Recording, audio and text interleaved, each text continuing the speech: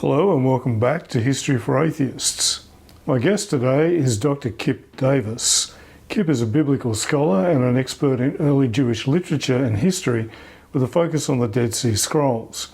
He earned his Ph.D. from the University of Manchester in 2009, has held several professional academic appointments in Europe and North America, and has published widely on the topics related to the Bible, its creation, development and transmission in the Second Temple period. His work on manuscript forgeries in private collections and best practices for provenance research and conservation has been widely publicised in academic venues as well as in mainstream media. He presently works as a public-facing scholar and runs a YouTube channel where he regularly features videos and lectures promoting quality scholarship of the Bible. Today I'll be talking to Kipp about Jewish apocalyptic thought, apocalyptic writings, and the relevance of these to an understanding of the historical Jesus. So, Dr. Kipp Davis, it was a great pleasure to welcome you to History for Atheists. And we were just saying, it's the first time we've actually spoken. In person, yeah. We've done lots of chatting back and forth on Twitter. Yeah. I refuse to call it the other thing, but But no, it's awesome to finally actually meet you in person and have a chance to chat. Well, I'm really happy to have you on because, you know, as you know, I'm have great interest in Jewish apocalypticism from the point of view of the origins of Christianity and looking at Jesus as, which I think he was, as an apocalyptic prophet. So that's really what I want to discuss with you today. The background to Jesus as an apocalypsist. But maybe before we get into that, you can give us a bit of a rundown on why I should have you on the show to talk about this and maybe a bit on your background. And not so much. Okay, so I am a scholar of early Jewish history and literature, Second Temple Judaism, which for which most of, I would say that most of our surviving texts, written material, is touched or influenced in one way or another by apocalypticism. So this is the entire Second Temple Jewish world is saturated by this. So I did my Ph.D. Working on the Dead Sea Scrolls, specifically working on a text or a group of manuscripts that have been called the Apocryphon of Jeremiah, which is a pretty fiercely apocalyptic text. So I've written some articles about apocalypticism in early Judaism, as well as in the modern world. One of my favorite articles that I ever wrote, that I often refer people to, is called "Zombies at Qumran." Zombies in America and at Qumran, The Walking Dead and the Dead Sea Scrolls and Apocalyptic Redux. And in that article, I actually explore the theme of apocalypticism within, a modern American context and compare and contrast that with what we see in the scrolls. And it's a pretty eye-opening, fascinating sort of exercise when you take a look at modern expressions of this and compare this to where it began. And one of the striking things is how much an apocalyptic worldview has just never really shifted very much in terms of how it expresses itself. So, I've also written a couple of articles comparing and contrasting early Jewish texts in terms of their expressions of apocalypticism, and some of the origins of these apocalyptic ideas. So for those who might not be as familiar, how would you sort of define apocalypticism, and maybe we can talk a bit about the origins of Jewish apocalypticism? Yeah, sure. And I'm glad you asked that question, because this is one of the things I think, I don't know if you meant to take me off there or you go. Okay, I'll start over. I'm glad you asked that question, because one of the things that I find when broaching this subject is people don't have a really good understanding of what apocalypticism is. Most people just think of apocalypticism as a belief in the end of the world, or even a sense that the end of the world is imminent. When in actual fact, apocalypticism is a pretty developed sort of a worldview. My favorite definition, I actually have it on hand here because I was preparing to talk about this. I think my favorite definition comes from a scholar of early Judaism by the name of Lorenzo di Tomaso.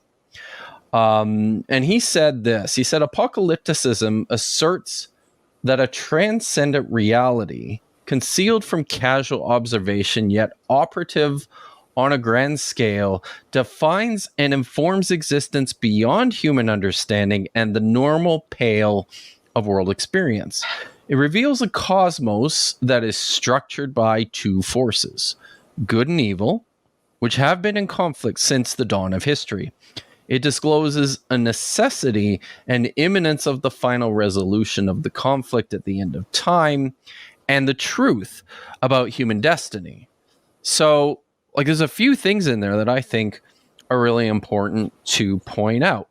The first one of these is this sense that the entire cosmos, our grand view of the universe and everything is, it's laid out in this, in a linear fashion from start to end with defined starting and ending points. And we're in there, and that overseeing all of this is a great God or a deity who controls everything. He can see the end from the beginning and the beginning from the end, and he's planned it all out. And within this view is this very sharp dichotomy between forces of good and forces of evil, which are all under the control of God, and which are in constant conflict with each other. And over the course of time, from the beginning of time through to the end, the forces of evil have been progressively increasing in power and strength, and are, coming to the point near the end where they're overtaking the forces of good. And then at the end of time, God's going to break in and just, set all the balances straight, destroy evil, and set up a kingdom of eternal goodness, I guess. Yeah. God's rule over humanity. So it's really, when I talk about apocalypticism, I prefer to talk about it as less focused on the end than it is really on the entire unfolding of time. Yeah. I think I actually think some of our earliest Jewish historical writing is apocalyptic. It's an expression of history with a view to the end. It's a purpose filled perspective of all of time. And for that reason, it's also very important to know and to understand history, where, everyone came from, and the important, milestones along the way, which were signals of this grand design of God, which was leading up to the final culmination in the end times. So what would you say? How would you summarize the origins of this set of ideas? Because that's quite a different view of the cosmos to the one that we find in a lot of the Jewish scripture. Yeah. So this is, and it's really, this is complicated, and it's really in depth. So there's a number of forces on the development of Jewish apocalypticism. Probably the strongest of those is already this existent perspective of prophecy within like Iron Age Israel, what I like to call the Two Kingdom period, from about 900 BCE to 586 BCE. There was two, and then there was a single kingdom of Israel, worshippers of Yahweh. And over this period of time, they had a strong sense of prophecy, which is not all that uncommon from the rest of the ancient Near East, from the rest of the land of Canaan, where these kingdoms were located. And, court prophets, primarily temple prophets, out of which this institution emerged, were employed by the king in order to, as basically advisors. They were sort of the conduit between the king and the gods. The king would ask questions of the prophet would consult the gods and advise the king on what he's supposed to do, right? So I think these are sort of the strongest roots of this. And in fact, it's quite interesting. There's we have a good example, I think, of sort of this prophetic ideology outside of the Bible within the land of Israel, from the 8th century BCE. If I could just read a little bit from a text here. Yep. So this is I'll read this text and then I'll tell you what this is. So here, this is the prophet speaking, and he's speaking to his audience, and he says, "Be seated, and I will relate to you what the Shaddai gods have planned, and go see the acts of the gods. The gods have banded together. The Shaddai gods have established a council, and they have said to Shagar, this is a goddess, close up the heavens with dense cloud, that darkness exists there, not brilliance, obscurity and not clarity, so that you instill dread in dense darkness, and never utter a sound again. It shall be that the swift and crane will shriek insult to the eagle, and a nest of vultures shall cry out in response. The stork, the young of the falcon and the owl, the chicks and the heron, sparrow and clusters of eagles, pigeons and birds and fowl of the sky. And a rod shall flay the cattle. Skilled diviner, where are the ewes? A staff shall be brought. Hares eat together, freely feed, O beasts of the field, and freely drink, asses and hyenas."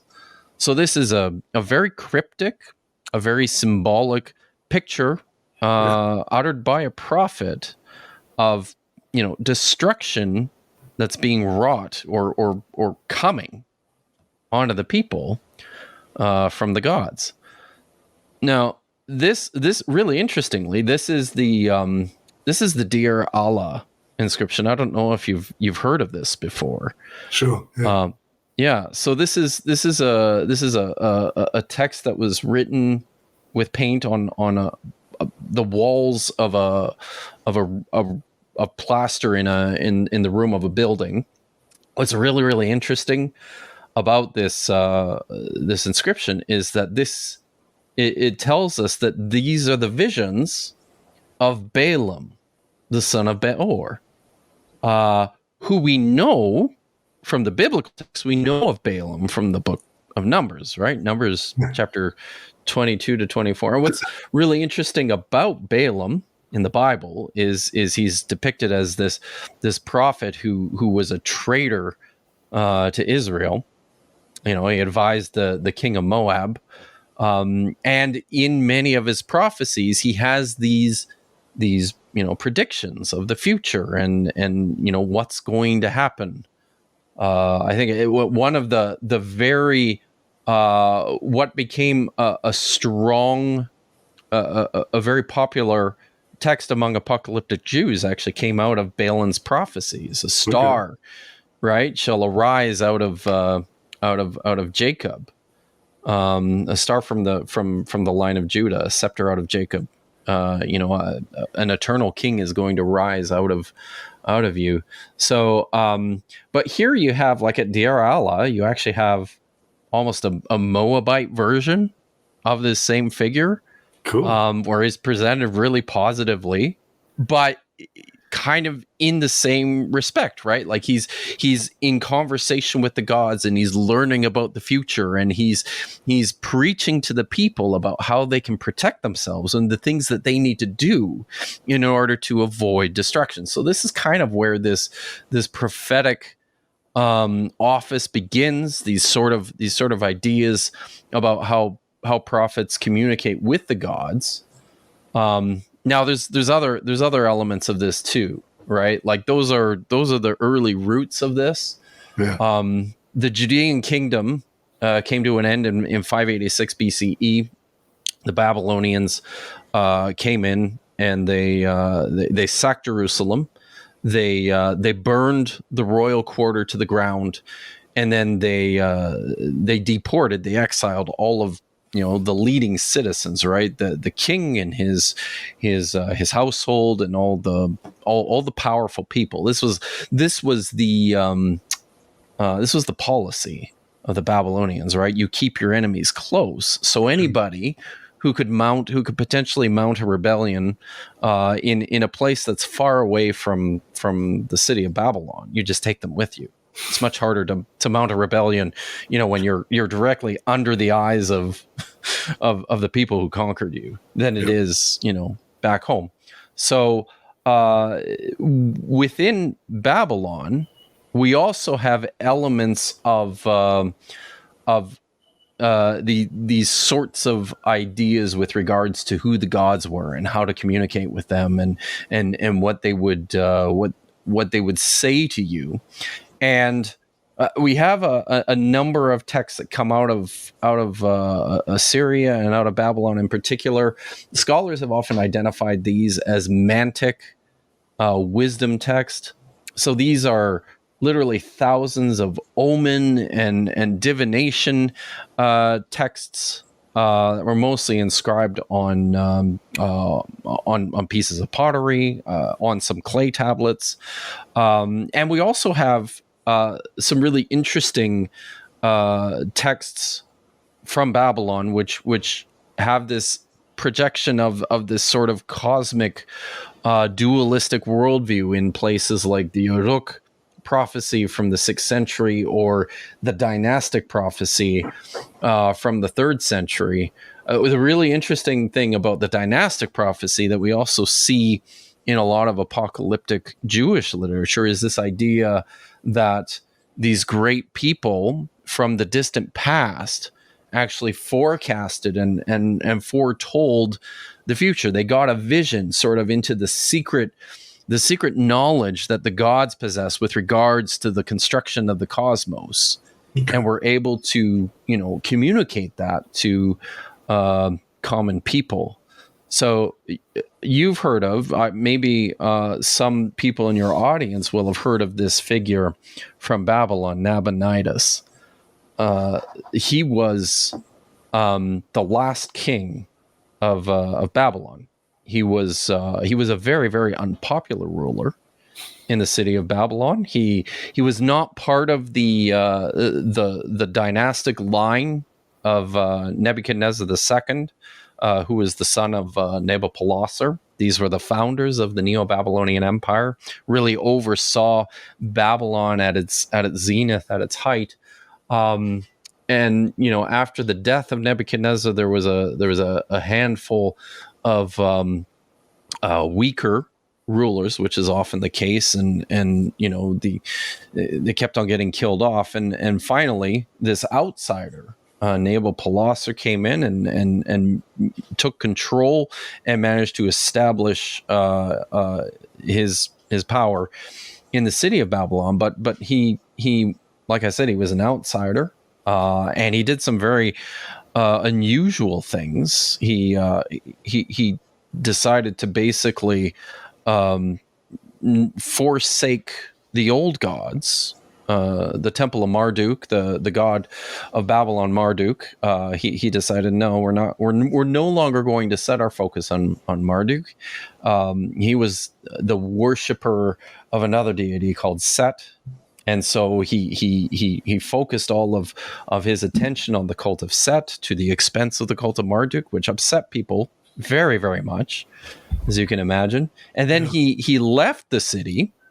He probably had some sort of illness of some sort, but he left the city and then just retreated to this site out in this sort of oasis out in the wilderness called Tiama, and he lived out his days there.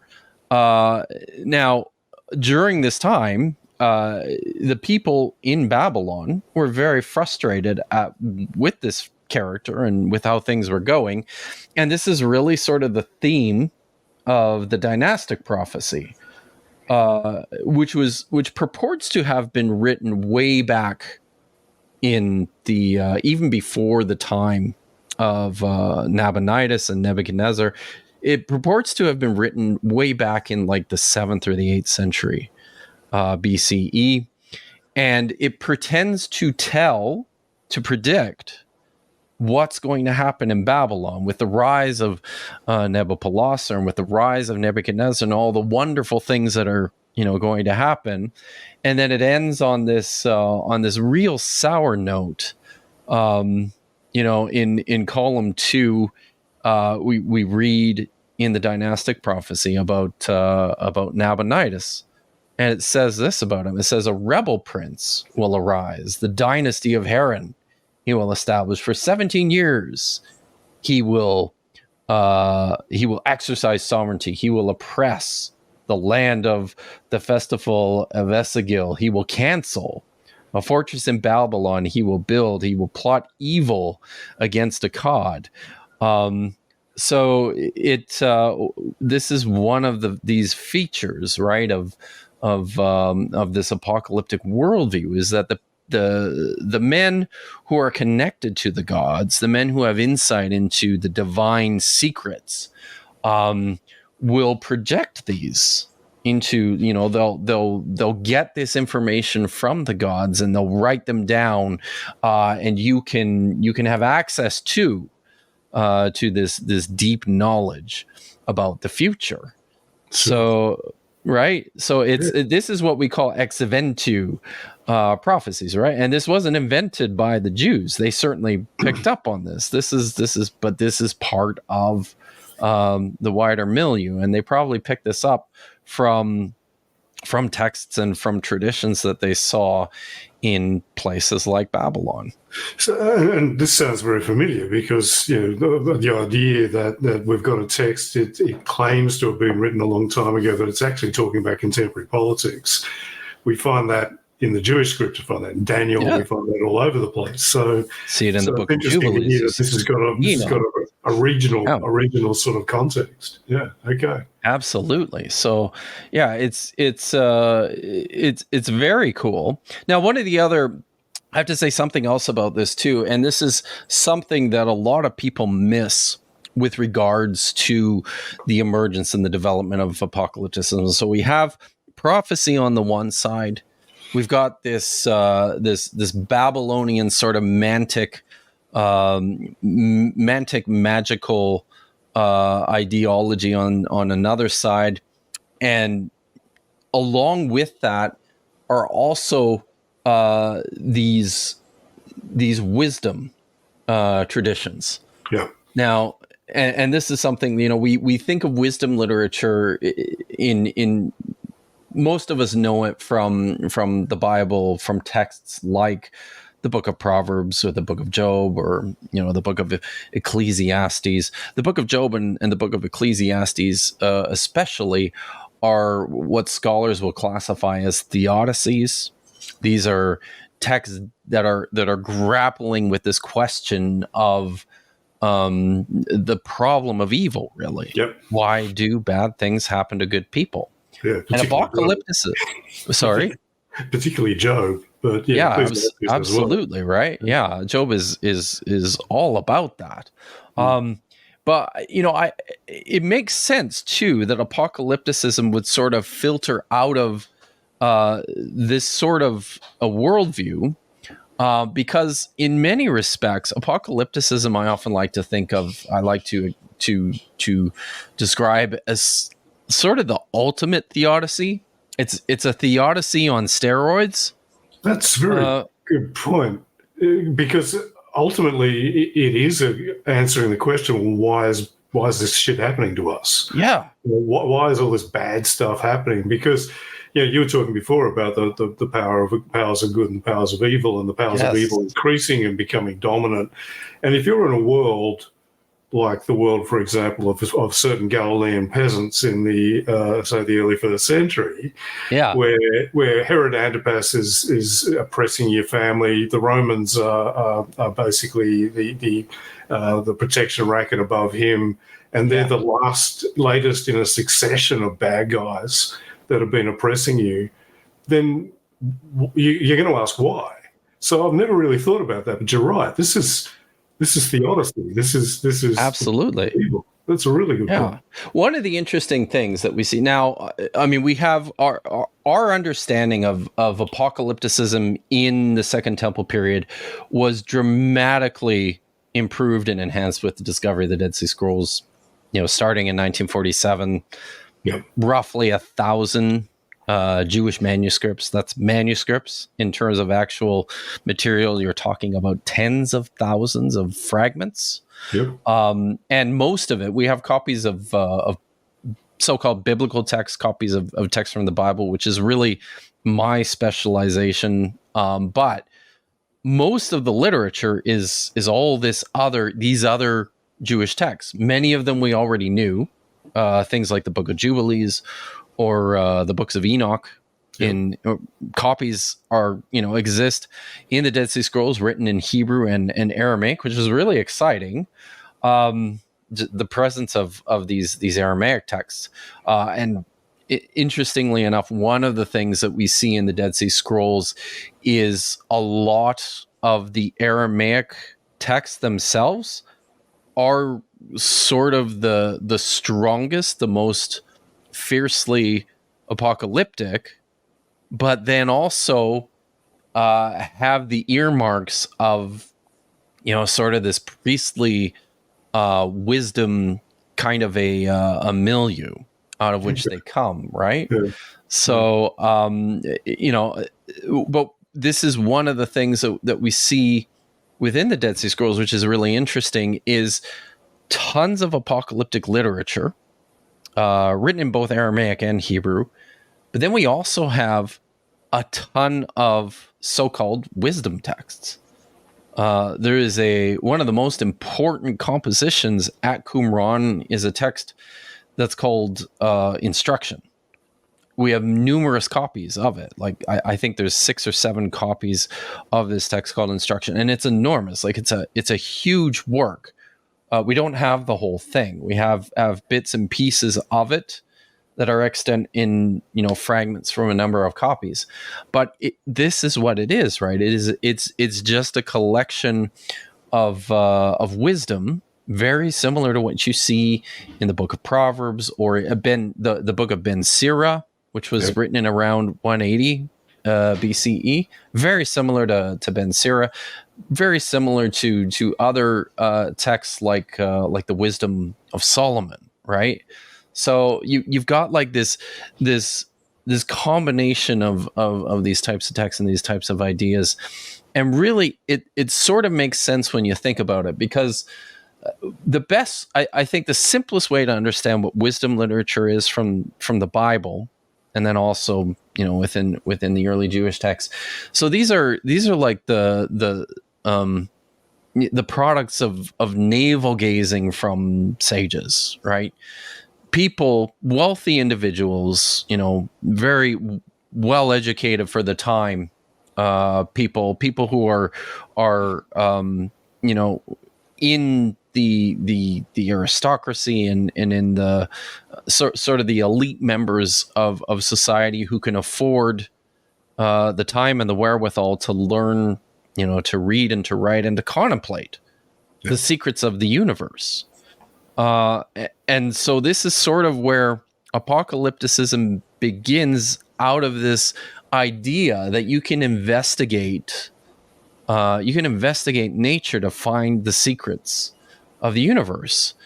It's grounded in this idea that there is a God out there who's in control of everything. Now, in the earlier wisdom texts, some of the earlier wisdom traditions we have operate on this ethic of reciprocity, right? The righteous prosper and the wicked suffer. Yeah. Theodicies begin because over time it becomes clear to everyone that this just doesn't work. It's not true. It's not true. And it's so not now and it's not. Yeah. And now how do you deal with that within this worldview? So then you've got the development of theodicy that you see in the book of Job. And I've mentioned the book of Ecclesiastes, which is a little different, but is really addressing the same sort of concerns, but arriving at different conclusions, right? Like, ultimately it doesn't matter. There's, good, evil, whatever. It's just, just do your best and hopefully things will work out for you. Really, I mean, that's kind of the message of Ecclesiastes, but it's born out of this real sense of discomfort with the fact that, good and evil happen to everyone. How do we explain this?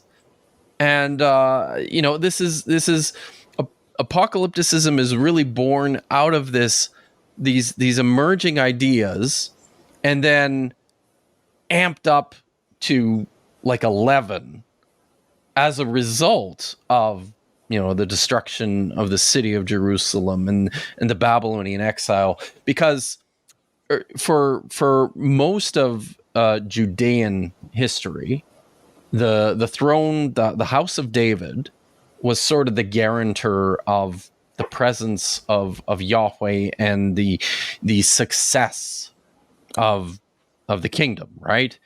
So when the Babylonians came in and basically just wiped all of that out, this produced an existential crisis for these people. It makes sense that this sort of an ideology emerged out of this experience, coupled with a growing familiarity with the traditions in Babylon. And over time, it kind of filters its way down to the common people. I think one of the things that we see is that apocalypticism is most often gains traction in times of oppression or marginalization. When times are bad, it's good for apocalypticism. That's, that actually makes a great deal of sense. In fact, we see that in our own time as well. We see this eschatological stuff gets more traction in periods where people are anxious. But a really interesting point. So what you're saying is effectively this began as an elite contemplation of the problem of evil. Yeah. In the context of the collapse of the destruction of the original Jewish or Judaic kingdoms, and then developed in that context and filtered down until you get to the point where you've got peasant preachers such as a bloke called Jesus, or another one called John, preaching it to the masses in periods where, as you say, things are particularly bad, such as in the early first century. So it makes sense that it's bubbling up. Same with the Qumran stuff, because it comes from a period of crisis in the previous century. And that's one of the things that we see. Like I would say now, the other thing from an historical perspective, the other thing that has an important impact here is what happened basically in between the second and the first century with the Hasmonean kingdom, right? Sure. Yep. So in a period of crisis, sort of towards the beginning in the middle of the 2nd century, you have the desecration of the Jerusalem temple, the emergence of Hellenism, the cultural the cultural assimilation that accompanied the spread of Greek thought and literature, and a strong resistance to that from members, from sort of the purists in Jerusalem and the Judeans, which sparked this revolt, right? Antiochus IV sacrifices a pig in the temple. Slightly provocative. Just about the most provocative thing you could do. These purists go crazy and they start this rebellion. Ultimately, getting the Seleucids out, and for the first time in hundreds of years, the establishment of a quasi-independent Judean kingdom, which ended up becoming, for like this nearly 100-year period, the Hasmonean kingdom may have been the most powerful Jewish kingdom in history up to the modern day, right? And along with this, people, over time, as what happens with all political movements, this marriage between the church and the state eventually leads to these unacceptable levels of corruption. Where the people who wrote and collected the Dead Sea Scrolls come in, this is a group of mostly they emerge from a priestly group of some sort, which has become just disgusted and extremely dissatisfied with how much the priesthood in the Temple of Jerusalem has become politicized. And they set this strong focus on the need for purity in the temple, in their own community. One of the things I point to, I'll mention again, this article that I wrote about comparing and contrasting, a modern apocalyptic worldview, like you see in AMC's great, it was great for a few seasons, this great TV show, The Walking Dead, and what you see in the Dead Sea Scrolls. One of the things that a lot of people don't pick up on is this strong sense of ritual purity. This was a real sticking point for the writers and the collectors of the Dead Sea Scrolls, and I think it came out of this idea that the temple had just been so irreparably corrupted by these people who were not worthy of the office, who did not observe the strict rules of Yahweh, and they as a result they became obsessed with purity. It absolutely permeates all of their literature, to the point they were so upset and they were so determined about the need for ritual purity, as well as the corruption of the Jerusalem temple, that they eventually came to the position that there was no, the Hasmoneans, when they defeated the Seleucids, were able to come in and purify the temple precincts in order to make it useful again. For the writers and the collectors of the Dead Sea Scrolls, there's no, for the most part, their expectation is that you can't even do that. Okay. The temple just needs to be destroyed. Yeah. And in the last days, the celestial temple of Yahweh, of God, is going to come down onto earth for the rest of time. In fact, the writers and the collectors of the Dead Sea Scrolls were convinced that they would, on a regular basis, go up and worship in the celestial temple, in the presence of the angels. This is an ongoing theme. It's interesting because there's a parallel there with the Jesus stuff. That's true. Because Mark 13 is all about the destruction of the temple, and obviously Mark 13 is written in the wake of what happened in AD 70, where the temple wasn't destroyed, was profaned and then destroyed by the Romans. But I would argue that Jesus, the historical Jesus, probably did say something along the lines of, this temple is going to be destroyed. There's elements in temple, kill the Romans. Yeah, and there's elements in the trial accounts that seem to echo that, where Jesus is accused of saying you're going to destroy the temple, and the gospel writers kind of skip around that. And even the stoning of Stephen seems to be something about him speaking against the temple. So there's this theme, and it connects to Qumran, and it also connects all the way back to the destruction of the first temple. Absolutely. So there's this thread all the way through that where you can really see that this is an obsession. But I think probably the other one that I wanted to ask you about is, you mentioned that about the Hasmonean kingdom, and before that the Judean kingdoms. The Messiah is this other theme that comes through, which is about a king, and it goes under so many mutations. We've got the Son of Man figure in the Gospels. Jesus seems to be claiming that he is that figure. Tell us about the Messiah and the evolution of that. I mean, we could do a whole show on this. Summarize that.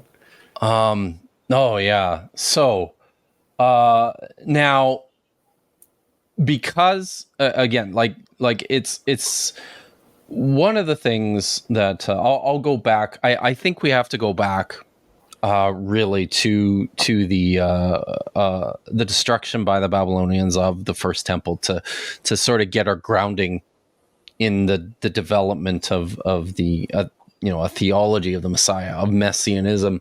And people need to bear in mind, I mentioned towards the beginning that the people who were exiled, right? These were these were the court officials. This was the aristocracy. This was the literati. These were the readers and writers. And they kind of set themselves up as, this righteous remnant who's going to come back, and through which the true nation of Israel is going to be restored. What a lot of people miss in this conversation, in the history here, is that the land was not emptied. Like, there was still people there when the exile happened. They just happened to be all the poor people, right? So when you have this group of returnees, 50, 60 years later, coming back into Judea, these are, again, the literati, the aristocracy, those who were controlling the literature and the priesthood, from the old days. They're the ones who are coming back and kind of setting themselves in opposition to the people who were left there. Very often you see this expression in the book of Jeremiah, in the book of 2 Kings. It talks about the Am Ha'aretz. These are the people of the land, and they're often depicted as the bad guys, when in actual fact they're just the poor people, right? But this is sort of where this ideology of messianism kind of starts. Is there's this emerging idea that while the kingdom of David came to an end with the destruction of the temple and the death of Zechariah, who was the last in the line of David, there was this growing expectation among these temple elites, and probably people still connected to the royal family, right? Who started to develop this expectation for a new king, a new son of David, who's going to come back one day. It just never happened for a variety of reasons. but it also didn't in any the fact that it never happened didn't in any way diminish the hope. What it actually did was it started to turn it into this stronger cosmic ideal. Now, importantly, the Messiah, who was thought to be this anointed cosmic king of the last days, who was going to eventually come in and restore the throne of David. From the very start, this was always going to be a human being. Okay. He had to have been, right? Yeah. The king, the last king of David, like the ruler in the last days on earth of this new restored kingdom was a descendant of David.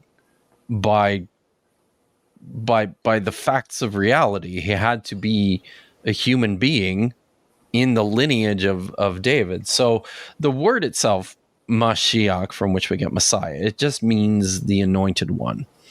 And it's not used very often in the Hebrew Bible. Where it is used in some of the earliest texts is with reference just to kings and to prophets. The kings of Judah in particular, when they were described in the Bible, they were always described as sons of David, but they were also often described as sons of God. Mm-hmm. So it's this sort of this melding of ideas about this earthly king who's going to come in and restore the fortunes of Israel with I guess a more spiritualization of this idea of the Son of God not just being the king on earth, but a cosmic figure. Yeah. In the last days. And you start to see some of this come out in texts like the book of First Enoch or in the book of Daniel, which is really, the book of Daniel is really developing ideas which come out in some of the earliest stages of the book of Enoch, in the book of the Watchers or in the animal apocalypse. So that's sort of where some of these ideas start, but they sort of gain a fullness in the book of Daniel. The other thing the book of Daniel does is it's starting, I think, to more closely identify the high priest with the king. So you actually, like, one of the few places where you see this term mentioned, Mashiach, Messiah, is with reference to the priest Onias III, who is murdered in the temple, right? So the Messiah's kind of taking on a bit of a priestly element. Yeah, that makes sense. Absolutely. And in the Qumran community, there wasn't just one Messiah. It wasn't just the son of David, right? In the Dead Sea Scrolls, there's lots of talk about in the last days there being a Messiah, a Mashiach ben David, Messiah son of David, and a Mashiach ben Acharon, the Messiah, the son of Aaron. So there's an eschatological priest, Messiah, and a king, Messiah. And then again, we get parallels in the Jesus stuff. Yes. He's presented both as a kingly Messiah, but also in a way as a kind of a priestly Messiah as well. There's that. Yeah, it's it's almost he's like the book of Hebrews especially. Yeah. Talks about Jesus as the high priest, right? But he's also the atoning sacrifice. So it's a very strange kind of amalgamation. And this is where I think you get a lot of confusion as well when it comes to the Dead Sea Scrolls and their depiction of the Messiah. There's a lot of conflation taking place in modern treatments of this, in particular from people who don't know what they're doing when they approach the text, because you have these varieties of descriptions of different figures, right? On the one hand, you've got texts that describe the eschatological rule of the Mashiach ben David, the Messiah, son of David, and you've got text describing the administration of the Mashiach ben Acharon, this eschatological priest. People will often just mix this stuff up and conflate these ideas. The other thing that they will do is they'll look at, we have numerous texts which speak of, a high priest in the last days making atonement for the sins of all the people. And very often this is misread as, a self-sacrifice, as the death of the priest, or the death of the Messiah. When in actual fact, most of the time, what this is the priest performing his priestly duties in the last days temple. He's offering sacrifices. It's the sacrifices that continue to make atonement. The priest is the one who's performing the action, but not in his own death. He's not the victim. Yeah, he's not. And we've discussed there are certain people who shall remain nameless, who seem to think that there's a strong tradition of the idea of a Messiah who was going to die before Christianity. And so that did not arise out of a historical Jesus actually being crucified. It actually gave rise to a mythic Jesus who dies in the heavens. Yeah. So this is our good friend Richard Carrier. Now, I was going to call him Lord Voldemort, but let's not mention the name. But without going into the whole mythicist thing, which is so bloody tedious, I am interested. I mean, obviously you don't think that. You don't think that there's a good or strong tradition or even a tradition of a dying Messiah, no? Certainly not a strong tradition. Okay. And this is part of the problem too when it comes to the scrolls, because so much of our material is so highly fragmentary. There's lots of ways that you can approach different texts and, read them or even misread them. Yeah. So, one of the things, and this is, one of the really exciting things for many biblical scholars, in particular many New Testament scholars when the scrolls were discovered, was just to see this sharp overlap between much of the apocalyptic ideology present in the Dead Sea Scrolls with what's happening in the New Testament, right? Yep. So much of this really was helpful for grounding ideas that had already been around for quite a while. Albert Schweitzer, was sort of the father of this idea that Jesus properly belonged within this apocalyptic Jewish movement. And when the Dead Sea Scrolls were discovered, it just became so much more obvious and so much more well-grounded. Now, what happens is lots of scholars, I think in particular, in the early 1990s, when the scrolls were starting to, I can't get into the very complicated, frustrating history of publication of the Dead Sea Scrolls, but it's kind of a mess. If you're interested in any of that, I actually have a series on my channel called the Dead Sea Scrolls Apologetically, where I talk a lot about the history of the discovery too, which is fascinating. But anyways, long story short, most of the Dead Sea Scrolls didn't start to actually become public knowledge. Nothing was published until the 1990s. Huge amounts of the material started to come out.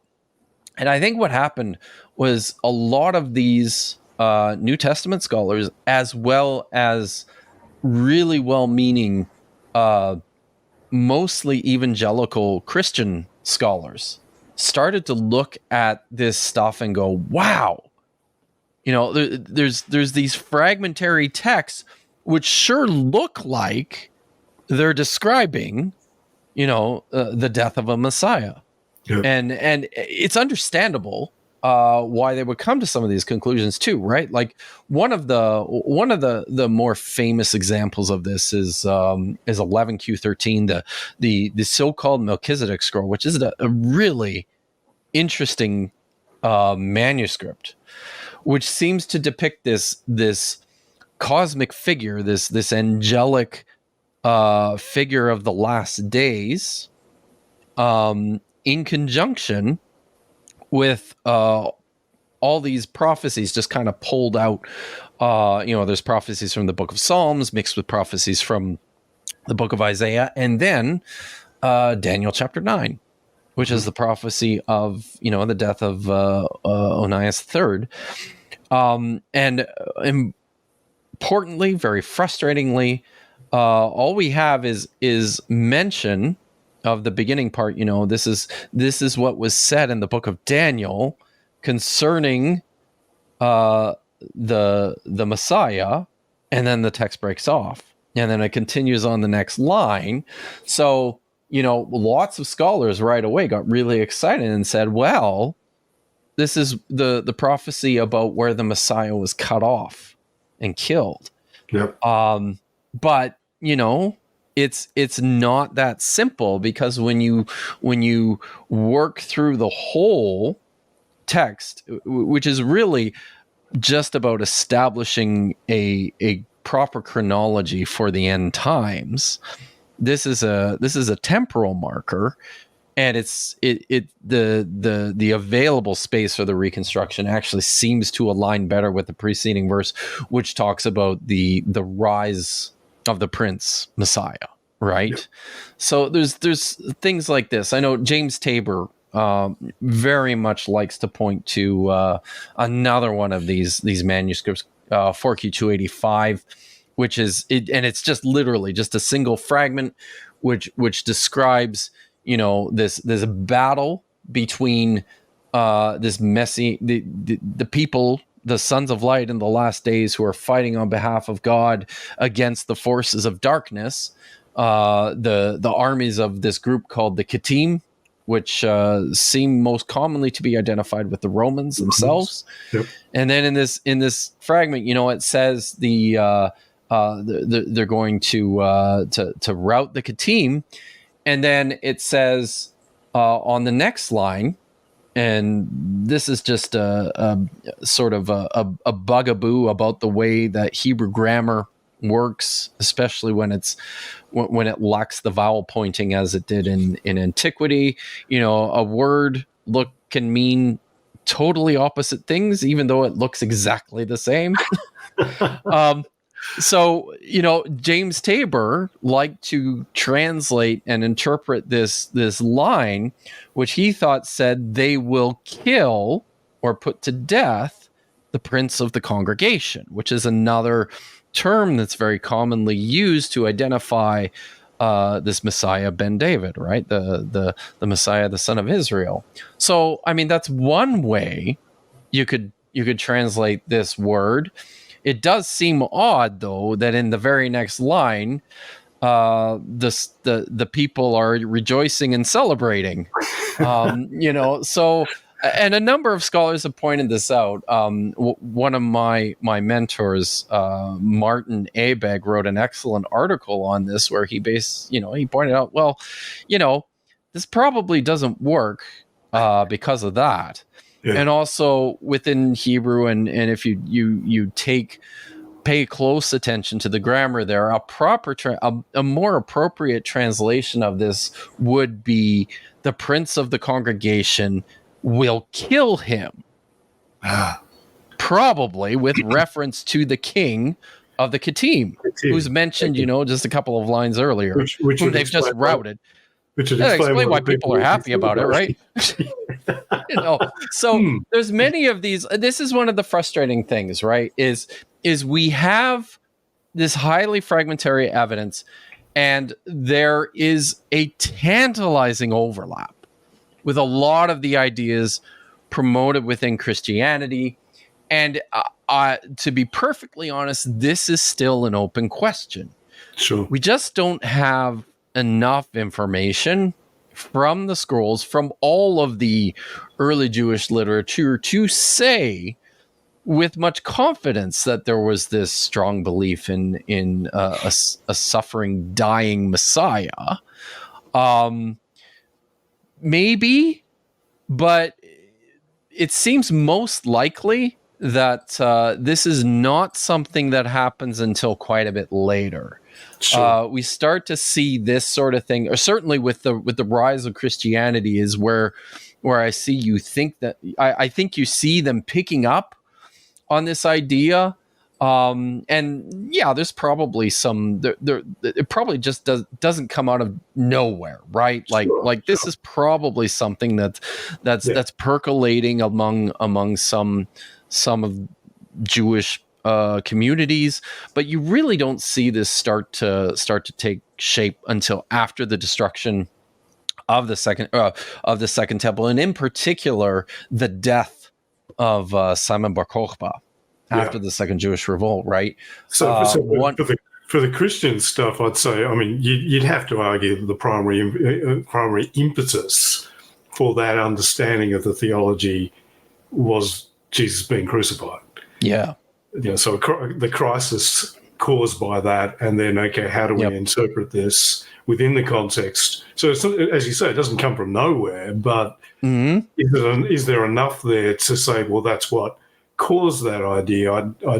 No, so you and I agree that that's not the case. It's like it's a step too far, and that's one of the things too, right? Like a responsible appraisal of this evidence, and if you read the scholarship carefully and responsibly, most of the scholars, I mean, my own doctor father, George J. Broke, wrote an article about the possibility of there being a an underlying understanding that the Messiah was going to die. He's reading this out of another text, 4Q 541, which is an Aramaic text, again very highly fragmentary, again the interpretation of which is not uncontroversial. I mean, there's lots of scholarly weigh in on what this text is and what it means.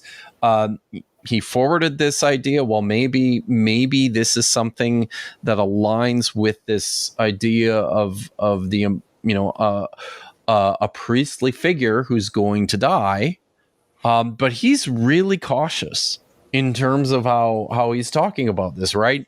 He's not remotely dogmatic about it. He's raising it as a possibility, but while also acknowledging the enormous setbacks or drawbacks in this idea. Like it could be any variety of, well, not any variety of things, but it doesn't necessarily have to be that. It's one of these things that you can throw out there, but it's just not strongly or well attested or well established. Sure. I did have two other questions I wanted to ask. Sure. We could talk all day. We probably could. We probably could. But I suppose one was, when we're thinking about the Messiah, you were talking about how it's actually kind of a cluster of ideas. What about the idea that the Messiah had a heavenly pre-existence? Because there does seem to be some indications in the Pauline material, particularly Philippians, that he thinks that Jesus is someone who came from heaven and manifested himself on earth as a human being. Right. Is that found in the Qumran material or in any of the intertestamental apocalyptic material? Yeah. So I think some of this comes out of texts like First Enoch. Okay. Which is as I mentioned, sort of the grounding for a lot of them, what you read in the book of Daniel. The mention of the Son of Man who is sitting at the right hand of the Ancient of Days and coming on the clouds. One of the things that you see in the Qumran literature, one of the texts, one of the non-biblical texts with which I have some familiarity. There's a couple of these texts, the War Scroll and some of the texts related to that. And one of the things that you see in there is this focus on the important role that's going to be played in the last days by the archangel Michael. Okay. The War Scroll explicitly says that Michael's going to come in and help to win the battle, the last battle. The way the War Scroll is structured, it's this interesting text. It's not really an apocalypse in the way that we think of it in terms of an historical reconstruction leading up to the last days. It's more actually of a sort of a liturgical rule text describing what's going to happen in the end. It's a very unusual sort of a document. But within this text, you've got the way it works out. It starts with this endless number of rules and procedures for how the army is to conduct itself in the last days. Tons of rules with regards to purity. Yep. Of course, this is really important because according to the text, the sons of light, these are the human members of presumably the Qumran community, living out in the wilderness. The sons of light are going to be enlisted in battle alongside the army of God and the angels. So they're literally in the camp with the angels. Yep. And because of that, it's super important that the camp retains a sense of ritual purity, right? It's pretty interesting when you think of it in these terms. So there's these endless number of rules about how to keep things pure and what the priest needs to do in the procedures of getting everybody ready for battle. And then it talks about the final war of the last days taking place over the course of 7 battles. And they take turns. The forces of evil, known as the sons of Belial, the forces of darkness, are going to win the first 3 battles, the sons of light and the sons of darkness. They're going to sort of go back and forth, each winning a battle. The sons of darkness are going to win 3, and the sons of light are going to win 3, and then finally, in this last encounter, in the 7th battle, God and the archangel Michael are going to break through in the moment when things seem to be the darkest, when the sons of light are at pushed to the brink and at the point of destruction. Michael's going to come in and save the day. So there's this angelic figure, right? There's one of my ideas, something that I've written about is it's really interesting when you look at some of the sources for the War Scroll. We have this text which was written sometime in the first century CE, but we also have other texts at Qumran which look like they may have served as source material. So you can do some really interesting text and source criticism in the Dead Sea Scrolls. And there's one document which seems to have sort of laid the groundwork for this idea of the archangel Michael coming in and rescuing everyone. And this is I'll just read a little bit of it to you. It's commonly called the self-glorification hymn, and it appears in a couple of places in the Dead Sea Scrolls. In one text identified as 4Q491, which also has fragments which are part of the War Scroll. It takes place it appears in another collection of hymns, which is really interesting. Hymns that were attributed to the leader of the community, the teacher of righteousness is thought to have written this literature. So, but this is 4Q491 is what I'm looking for here. So this is the so-called self-glorification hymn, Blessed be the God of Israel, the one who keeps mercy for his covenant and pledges of deliverance for his people. He called those who are tottering to wondrous exploits and has gathered the assembly of nations for destruction with no remnant, in order to raise up injustice for the melting heart and to open the mouth of the dumb with God's marvels, to train feeble hands for warfare. Those with knocking knees he gives strength to stand upright and vigor of loins. To broken backs among the poor in spirit is the authority over a hard heart. By the perfect ones of the path all the wicked nations shall be destroyed. Their heroes will not remain standing. But we are the remnant of your people. Blessed be your name, God of mercies, who has wondrously bestowed your mercies on to us during the empire of Belial. With all the mysteries of his enmity, they have not separated us from your covenant. You have chased away from us his spirits of destruction. When the men of the empire acted wickedly, you protected the soul of your redeemed ones. And now you have raised the fallen with your strength. But those in high stature you cut down to humiliate them. For none of their heroes there is a savior. For their swift ones there is no escape. To their notables you shall scorn. All their useless existence you will turn to nothing. Sorry. That wasn't it. No, that was. Hold on. Am I in the right place? No, that's the wrong place. Rats. Never mind that.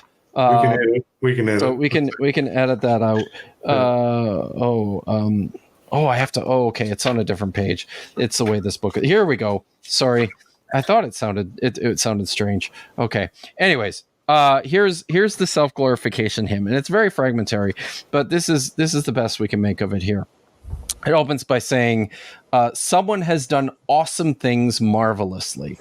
In the strength of his power, the just exalt, and the holy ones, these are divine beings, rejoice in justice. He has established Israel from eternity, his truth and the mysteries of his wisdom in all generations, might in the counsel of the poor for an eternal congregation, the perfect ones of something eternal, a mighty throne in the congregation of the gods, above which none of the kings of the east shall sit, and their nobles not." And then it breaks off. And then it says, this is speaking in the first person, which is really interesting. It says, "My glory is incomparable, and besides me, no one is exalted, nor comes to me, for I reside in the heavens, and there is no one. I am counted among the gods, and my dwelling is in the holy congregation. My desire is in accordance to the flesh, but all that is precious to me is in the glory of something, the holy dwelling. Who has been considered despicable on my account, and who is comparable to me in glory? Who, like the sailors, will come back and tell? Who bears all the sorrow like me, and who suffers evil like me? There is no one. I have been instructed, and there is no teaching comparable to my teaching." And it goes on and on like this, right? But it's very interesting, him expressing this figure's incomparable position in the heavens, right, among the gods. Yeah. There's no one like me. I all the other divine beings are nothing compared to me. Then also talks about, suffering and coming alongside the people and struggling with them. What's really interesting about this particular manuscript is this hymn appears in one column, and then in the very next column is the description of this final battle, in which the sons of light are eventually going to be triumphant. Okay. With the aid of this supernatural figure, right? He's not called Michael in this early version, but in the later text in the War Scroll, suddenly he's identified as this angelic figure. Sorry, this was a really long way to come about answer the question about this idea of this pre-existent Messiah. It's text like this. It's this developing angelology that takes place in the Second Temple period. You know, this much more systematic understanding of the forces, the heavenly forces of God. You pick a lot of this up from texts like First Enoch, which gives a whole bunch of the angels names. Yeah. And then, you know, describes their functions within God's government or whatever, his cosmic administration up there. And you know, a lot of this comes out of there's a lot more to say about this too. We have, you know, one of the things, the book of Daniel, the book of Enoch as well, a little bit, but more so in the book of Daniel, one of the things they do is sort of draw imagery from the Canaanite literature, from texts like the Baal cycle, in speaking of the last days. And really what Daniel does is he kind of turns this divine council. You know, there's this great God overseeing all the other gods who are competing and fighting amongst each other for the increase of their own territories. That's in the Baal cycle, right? The book of Daniel is taking that and sort of turning it a bit, where this council of deities has now become, you know, these angelic beings. The Son of Man, the one who sits on the right hand of the Ancient of Days, which is a term that's actually comes straight out of the Baal cycle. Oh, really? Yeah, it's you know, and the description of him too as this figure with white hair, right, sitting on a throne. This is all Baal cycle, which is really interesting. Sure. But just back to the angelology stuff. I mean, I mentioned Philippians, and it's right. A text Yes, it's a text that Christians often try to use to argue that Paul is saying that Jesus was God, whereas actually, if you look what it says he did not consider equality with God something to be seized, but rather humbled himself and took the form of a slave. But it seems to be, given what you were just saying then, he seems to be conceiving of Jesus before coming to earth as a kind of an angel who was very high, but was not as exalted as he was after he became a human, died, and then was raised and was then exalted above all others. That seems to be the progression, and it actually fits pretty well with that Qumran material you were just talking about. Right. Yeah. Right. It's you know, the self-glorification hymn. Yeah. Really. Right. It's this divine being. Yeah. And I think that's a really it's really important to note that, you know, you particularly within the Second Temple period, we're at a point where divine beings, we have to remember this all kind of came out of this Canaanite polytheistic world, and worldview. But by the time of the 3rd century, which is when most scholars point to the writing of the earliest layers of the books of Enoch, by the 3rd century, by the 2nd century in particular, you have this sense that divine beings are not even gods anymore. They're like these. They're somewhere between humans and the great God, right? Yeah. Like they've sort of taken the place of this divine council, and I think the reason for that also probably has something to do with the exile, with the destruction of Jerusalem and the exile, because they came out of this world where, you know, the kingdom of Judah and Yahweh was one, you know, tribal national deity among many, and he controlled his kingdom, which was Judah, and had his house, which was in the temple in Jerusalem, and he would have confrontations with other Canaanite deities. We read of one of these, you know, in 2 Kings chapter 3. Yahweh has an encounter with the god Chemosh, who's the god of Moab, and actually loses. Right? So this is very embarrassing. But at least the city, Jerusalem remained intact, I should say this was the kingdom of Israel in the north. So at least, the city of Samaria remained intact. His house didn't get destroyed, so he was okay.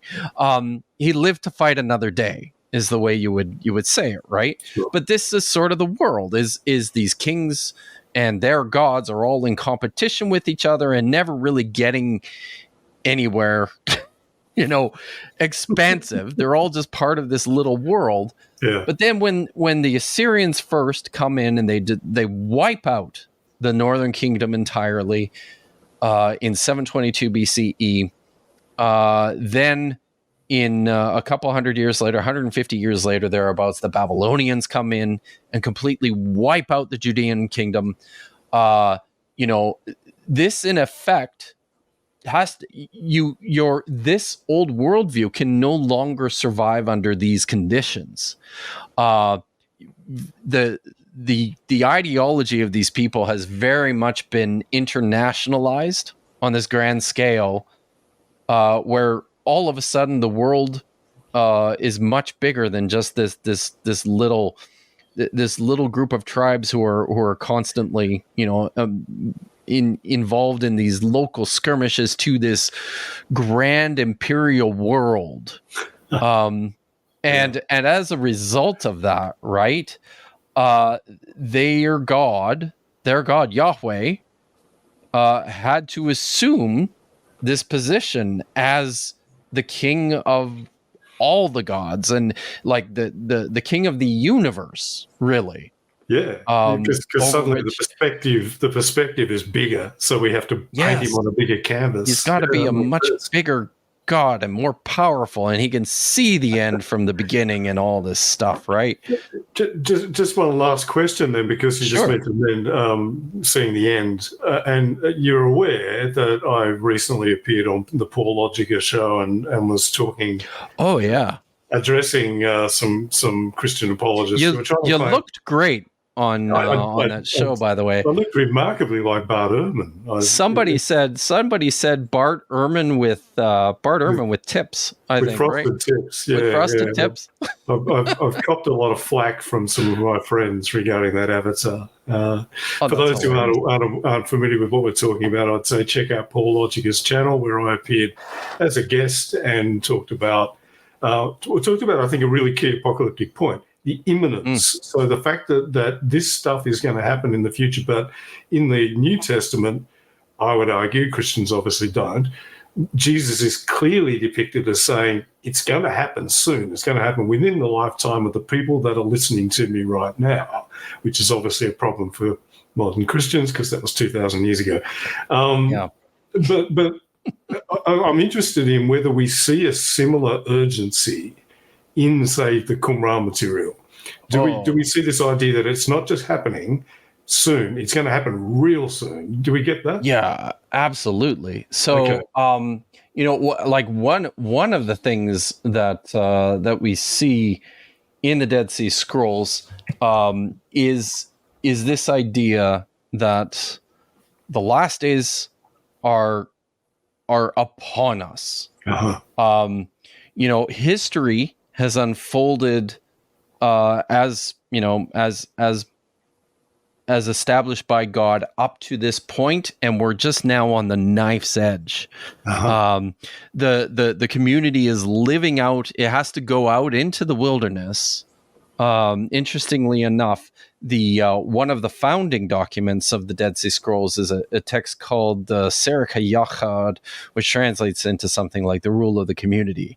Yep.